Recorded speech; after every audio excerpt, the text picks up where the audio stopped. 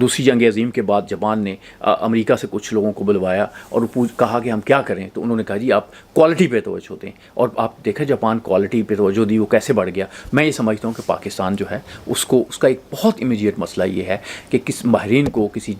Company کو، آپ بہت سے پیسے ضائع ہوئے، اس پہ بھی ضائع کر دیں، یہ ضائع ہونے نہیں جائیں گے، آپ بلائیں، آپ پورا اپنا جو سسٹم ہے، جو آپ کا نہری سسٹم ہے اس کو چیک کروائیں، اور اس کے بعد جو اس کے مسائل ہیں اس کو ڈسکس کریں، اور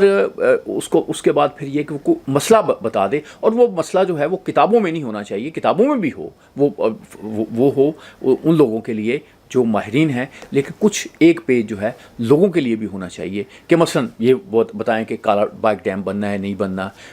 ہمارے جو کہاں کہاں پہ نئی نہریں بننی چاہیے، دوسرے جو پانی کا بہتر جو مینجمنٹ ہے وہ کیسے کرنی ہے۔ ایک دفعہ اس کو بالکل پولیٹیکل اس کو نظر انداز کیے بغیر پاکستان کو